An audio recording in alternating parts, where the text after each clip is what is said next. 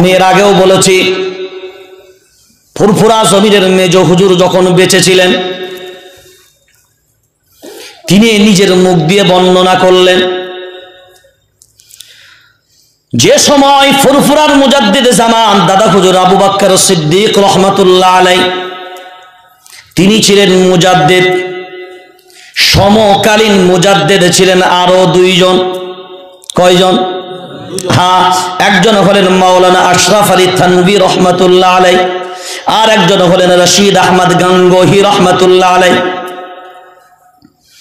রশিদ আহমদ গাঙ্গোহী রহমাতুল্লাহ আলাইহি তিনিও মুজাদ্দিদ, আশরাফ আলী থানভী রহমাতুল্লাহ আলাইহি তিনিও মুজাদ্দিদ। হাকিমুল উম্মাত লাকাব উপাধি পেয়ে গেলেন। তিনি থানা ভবনে সাহারানপুরের জায়গায় আবু বকর সিদ্দিক রহমাতুল্লাহ আলাইহি ফুরফুরার বাংলার জমিনে, হে মুসলমান, বিবেক দিয়ে ভাবনা চিন্তা করে বলেন, আবু বকর সিদ্দিক যদি আপনার এই বাংলার জমিনে তিনিও যদি মুজাদ্দিদ হন, রশিদ আহমদ গাঙ্গোহী রহমাতুল্লাহ আলাইহি তিনিও দেওবন্দি মাসলাকের আলেম, তিনিও তো মুজাদ্দিদ। মাওলানা আশরাফ আলী থানভী রহমাতুল্লাহ আলাইহি তিনিও তো মুজাদ্দিদ, তিনিও তো আপনার ওলামায়ে দেওবন্দের মাসলাকের উপরে। এখন কেউ যদি বলে আমার মুজাদ্দিদ হওয়াটাকে গ্রহণ করি আর অন্যের মুজাদ্দিদ হওয়াটাকে গ্রহণ করি না, এটা তো এমনই হবে, আমার বেটা উকিল হলে উকিল আর তোর বেটা উকিল হলে ভিখারি। ল তুমিও পাশ করেছো, আমিও, কথা বলেন, ল তুমিও পাশ করেছো, আমিও, জোরে বলেন, পাশ করেছি। জজ ব্যারিস্টারে তুমিও পাশ করেছো, আমিও। তুমি যদি বলো না আমার ব্যারিস্টারিটা হলো ব্যারিস্টারি, কিন্তু তুমি ব্যারিস্টারি নও, কারণ তুমি আলাদা, আমি, জোরে বলেন, আলাদা। হে মুসলমান, এবার ভাবনা চিন্তা করে দেখেন, কোরআনুল কারীমের মাঝখানে কোনো ডিভাইড নাই, কোরআনুল কারীমের মাঝে কোনো রকমের বিভেদের জায়গা নাই। ওই জন্য বিবেক দিয়ে ভাবনা চিন্তা করে দেখেন, মায়ার নবী মদিনাওয়ালা বলেন, আল্লাহর গোলাম, ইউশিকু ইন্নাল উমাম তাদা আলাইকুম কামা তাদা আল আকালাতু ইলা কসাতিহা। মায়ার নবী মদিনাওয়ালা বলেন, এমন একটা দিন আসবে, এমন একটা দিন আসবে, আমার উম্মতগুলো চারিদিক দিয়ে মার খাবে। মায়ার নবী মদিনাওয়ালা যখন ঘোষণাটা দিলেন, সাহাবায়ে কেরাম বললেন, নবী গো, সেই দিন কি আমাদের সংখ্যা কম হবে নাকি? মায়ার নবী মদিনাওয়ালা বলেন, না না, আমাদের সংখ্যা মোটেও কম হবে না, তারপরও আমরা মার খাবো কেন? সাহাবায়ে কেরাম মায়ার নবী মদিনাওয়ালার সামনে কিছু উদাহরণ তুলে ধরলেন। মায়ার নবী গো, বদরের প্রান্তরে আমরা 313 জন 1000 বেঈমানদের বিরুদ্ধে পরাজয় বরণ করিনি, বিজয় লাভ করেছি। মোতার প্রান্তরে আমরা ছিলাম 5000, 2 লক্ষ বেঈমানের বিরুদ্ধে পরাজয় বরণ করিনি, বিজয় লাভ করেছি। খন্দকের প্রান্তরে আমরা ছিলাম 3000, 12 থেকে 15,000 বেঈমানদের বিরুদ্ধে পরাজয় বরণ করিনি, বিজয় লাভ করেছি। উহুদের প্রান্তরে আমরা ছিলাম 700 জন, 3000 বেঈমানদের বিরুদ্ধে পরাজয় বরণ করিনি, বিজয় লাভ করেছি। তারপরেও সংখ্যা যদি আমাদের কম না হয়, আমরা কেন মার খাবো? মায়ার নবী মদিনাওয়ালা বলেন, ওয়ালাকিন্নাকুম গুসাউন কাগুসাইস সাইল, আমার উম্মতগুলো দাঁড়াতেই পারবে না, পায়ের নিচের মাটিগুলো সব। এখন বলেন, যদি 50 টন মাল এক জায়গায় দেন, ওজন কম না বেশি? বেশি। এখন বলেন, তার পাশে যদি 30 টন মাল চাপান, কার ওজন বেশি? জোরে বলেন। এখন এই 50টা যদি 2 ভাগে ভাগ করেন, একদিকে 30 আর একদিকে 20, এখন বলেন ওজন কার বেশি আর কার কম? আচ্ছা, 50টায় আছে, 50টায় আছে, কিন্তু এখন কয় জায়গায়?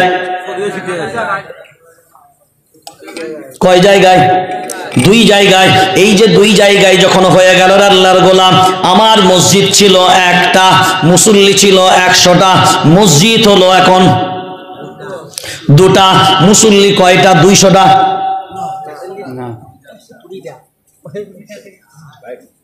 কম বেশি হবে, কম বেশি হবে, 50-50 100টা, 100 যদি আমার মসজিদ করে যদি 100 মুসল্লি আমার মসজিদে হতো, মসজিদ করে যদি আরো 100 মুসল্লি বাড়ানোর জন্য যদি মসজিদের প্রয়োজন হতো, হ্যাঁ, এবার শরীয়ভাবে একটা বিধান জানা দরকার। মসজিদের পাশে মসজিদ, এলাকায় মসজিদ নির্মাণ হবে কখন? সময় হবে যখন। বলেন, শর্ত হবে তিনটে। শর্ত হবে, জোরে বলেন, তিনটে। নাম্বার 1, আজান শোনার পরে, প্রধান মসজিদ থেকে আজান শোনার পরে আমার বাড়ি থেকে যদি বার হয়, মসজিদে জামাত পাই না, এতটা দূরত্ব যদি হয়, মসজিদ করার অনুমতি শরীয়ত দিয়েছে। নাম্বার 2, মসজিদের এত মুসল্লির চাপ, মসজিদে জায়গা হয় না, এক জামাতে সবাই নামাজ পড়তে পারে না। এখন বলেন, মসজিদের প্রয়োজন, মসজিদের প্রয়োজন হবে। হে মুসলমান, বিবেক দিয়ে ভাবনা চিন্তা করে বলেন, আজ আমাদের মাঝখানে যদি এমন হয়ে যায়, তুমি দাঁড়িয়ে দরুদ পড়ো, সালাম দাও, আমি দাঁড়িয়ে পড়ি না, বসে দরুদ সালাম পড়ি। আমি এর আগেও বলেছি, খুব লক্ষ্য করে দেখেন, দাঁড়িয়েও মানুষ সালাম দেয়, বসেও মানুষ সালাম দেয়, তাবলীগওয়ালারাও দেয়, ফুরফুরাওয়ালারাও দেয়, দেওবন্দিরাও দেয়। আপনারা যখন মায়ার নবী মদিনাওয়ালার রওজা জওরা যখন জিয়ারত করেন, তখন বসে করেন না দাঁড়িয়ে করেন? জোরে বলেন। আসসালামু আলাইকা ইয়া রাসূলুল্লাহ, আসসালামু আলাইকা ইয়া নবী আল্লাহ। দাঁড়িয়ে না বসে? জোরে বলেন। যদি দাঁড়ানো আর বসেই সমস্যা হয়, আরে একটা আমল যদি পাওয়া যায়, সেই হিসাবেও তো আপন ভাই বলে মেনে নেওয়া যায়।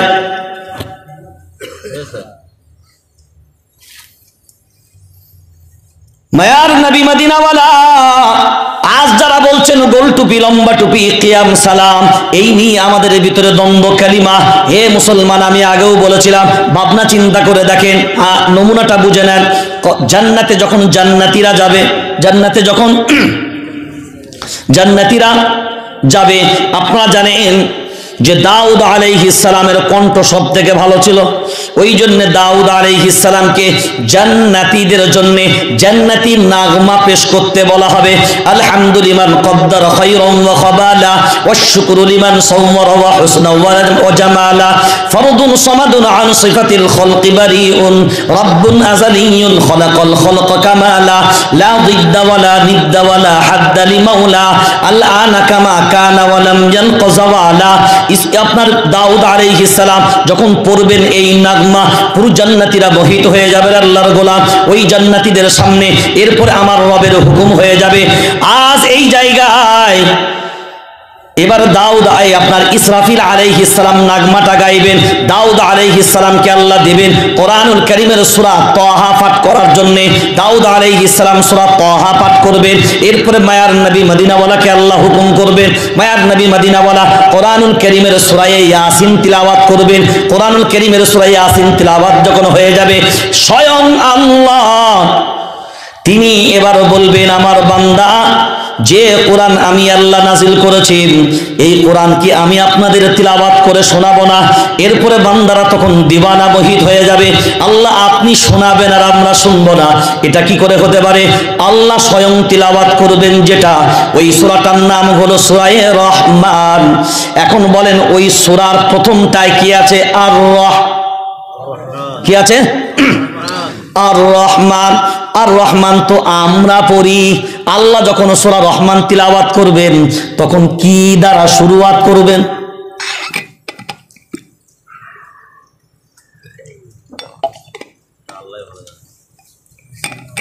না, বর্তমান সময়টা প্রশ্ন, জবাব দিতে হবে।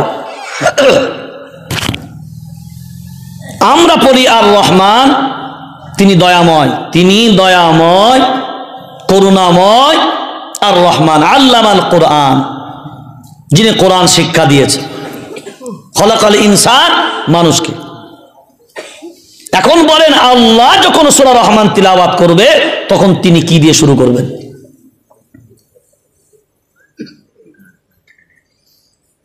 লা ইলাহা ইল্লাল্লাহ মুহাম্মাদুর রাসূলুল্লাহ সাল্লাল্লাহু আলাইহি ওয়াসাল্লাম। এই কালিমাটা মুসলমান হওয়ার জন্য, তাই তো, ঈমান আনার জন্য। এই কালিমাটা ঈমান আনার জন্য। কিসের জন্য? জোরে বলেন, লা ইলাহা ইল্লাল্লাহ কোন, বলেন অর্থটা বলেন। না, কোনো মাবুদই নাই। হ্যাঁ, কোনো না, মাবুদ নাই নয়, কোনো মাবুদই নাই, কোনো, হ্যাঁ, কোনো মাবুদই নাই আল্লাহ ছাড়া। কোনো মাবুদ নাই অর্থ হয়ে যাবে, কিন্তু নরমাল হবে। আর কোনো মাবুদই নাই, এই কথাটার উপরে জোরালো আসবে। বুঝেননি কথাটা? এরপরে বলেন মুহাম্মাদুর সাল্লাল্লাহু আলাইহি ওয়াসাল্লাম। এখন বলেন মুহাম্মাদুর রাসূলুল্লাহ সাল্লাল্লাহু আলাইহি ওয়াসাল্লাম, এই কথার অর্থ কি? মুহাম্মদ সাল্লাল্লাহু আলাইহি ওয়াসাল্লাম আল্লাহর প্রেরিত,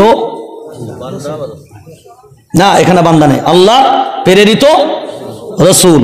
এখন বলেন এটা আমি যখন পড়ব, এটা বলবো আমার নবী যখন কালিমা পড়তেন কি বলতেন?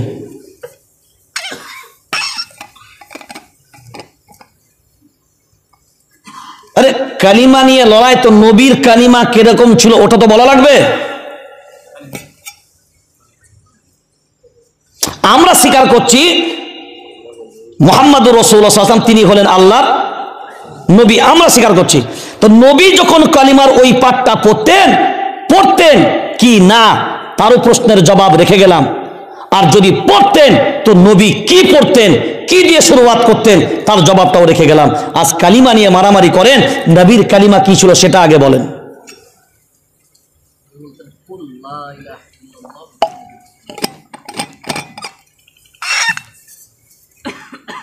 কুল মানে সবাই, কুল মানে সবাইকে বলো,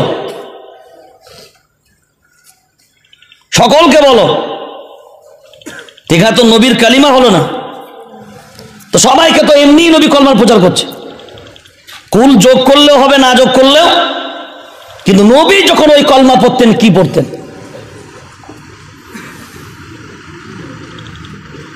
এবার তাহলে আসতে হবে আপনাকে বুঝার পরিষ্কার ভাবে যে নবী যখন তাহলে হাত তুলে দোয়া করেছেন, তার আমলের ভিতরে কি লা ইলাহা ইল্লাল্লাহ মুহাম্মাদুর রাসূলুল্লাহ পাওয়া গেছে?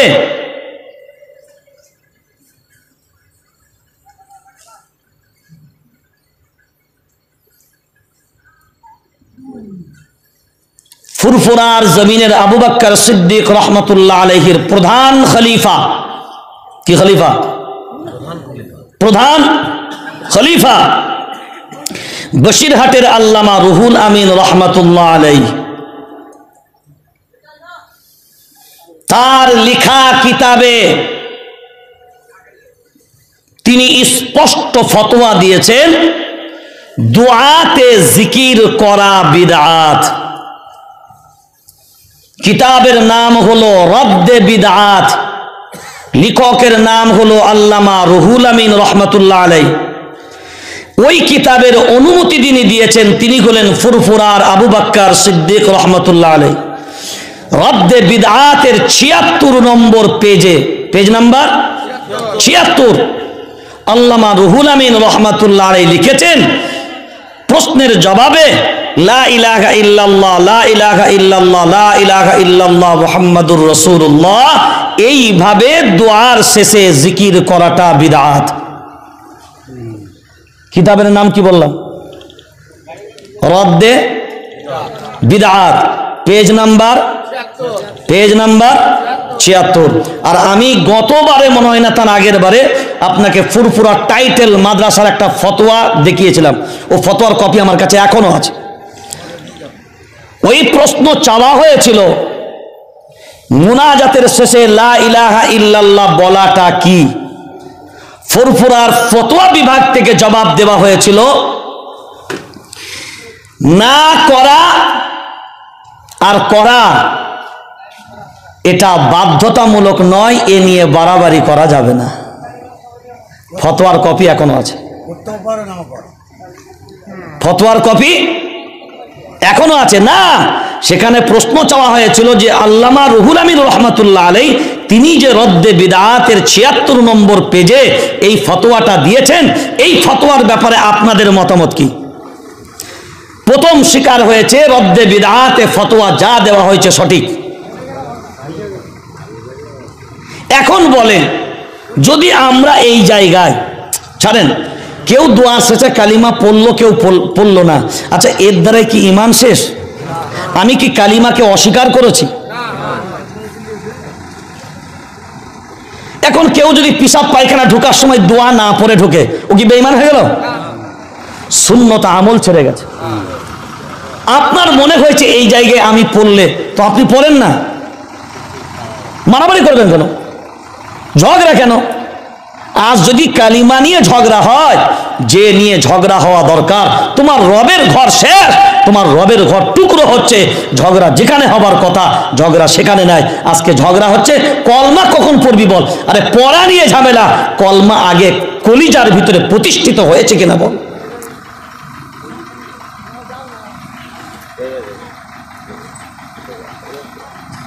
এই জায়গাগুলো যদি আমরা না বুঝি, বর্তমান সময়ে কঠিন একটা সময় আসছে, এগুলো নিয়ে কেন করেন? যাবে না। ওসিয়ত নামায় যখন আবু বকর সিদ্দিক রহমতুল্লাহ আলাইহি বলছেন, কিয়াম যখন হবে, কিয়াম মানে দাঁড়ানো, কিয়াম মানে কি? হ্যাঁ, কিয়াম মানে আপনারা ভাববেন না যে দাঁড়িয়ে সালাম পড়া, কিয়াম মানে দাঁড়ানো। কিয়াম মানে, হ্যাঁ, অনেকে আবার আয়াত দিচ্ছে কোরআনের, দলিল পেশ করে এর ব্যাখ্যা চালাচ্ছে। ৪র্থ নম্বর পারা, ১৪ নম্বর সাফা, আল্লাযীনা ইয়াযকুরুনাল্লাহা কিয়ামা। আমি অবাক, আমি একটা জলসাতে বসে আছি, আমার আগে একজন উঠে তিনি আয়াতের তাফসীর করতে গিয়ে বলছেন, আল্লাযীনা ইয়াযকুরুনাল্লাহ কিয়ামা, ওই আল্লাহর গোলামেরা দেখেছো, কিয়ামা ওয়া কুউদান ওয়া আলা জুনুবিহিম। এখানে বলেছেন কি আল্লাহ, আর আপনি কোন কি? কিয়াম শব্দের অর্থ হলো দাঁড়ানো। কি দাঁড়ানো? এই তাবলীগওয়ালা যখন নামাজ পড়েন বসে পড়েন না দাঁড়িয়ে পড়েন? তাহলে কিয়াম করে না? কি করে? কথা বলে না। দাঁড়ানোটাই যদি কিয়াম হতো, নামাজে দাঁড়াও তো। এমনি রাস্তায় যখন চলো কি বসে বসে ঘষে ঘষে চলো নাকি? কথা বলে না। কিসে চলেন?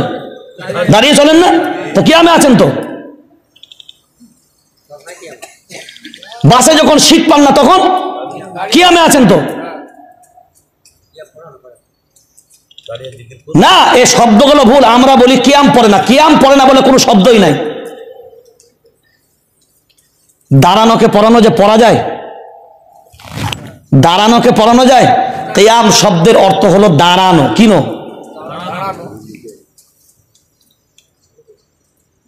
কিয়াম পড়ে না মানে ওটা আমরা আমাদের চলিত ভাষা করেছি। তাহলে কিয়াম শব্দের অর্থ দাঁড়ানো। আমি নামাজে দাঁড়াই আর দরুদে কথা বল, নামাজে দাঁড়াই আর দরুদে বসি, আলহামদুলিল্লাহ বলে। তাহলে বসে দরুদের ওপর আমল, আমার রসুল যে সিস্টেমে নামাজ শিখিয়েছে আমার ভিতরে ও আমল হয়। এখন বলেন আত-তাহিয়াতু লিল্লাহি ওয়াস-সালাওয়াতু ওয়াত-তাইয়্যিবাত, আসসালামু আলাইকা আইয়ুহান, কারে সালাম? কারে সালাম? বসে না দাঁড়িয়ে? তাহলে বিয়াদবি আপনি নাকি? না, আপনি বিয়াদব তাহলে তো। এবার নবী বলছেন, সল্লু কামা রাআইতুমুনি উসাল্লি, আমাকে তোমরা যেভাবে নামাজ পড়তে দেখো তোমরাও সেইভাবে নামাজ পড়ো। যে নামাজের সিস্টেম চলে এসছে, এই নামাজের সিস্টেম পেলাম কোথা থেকে? মায়ার নবী মদিনাওয়ালার কাছ থেকে, নবীর কাছ থেকে পেলাম।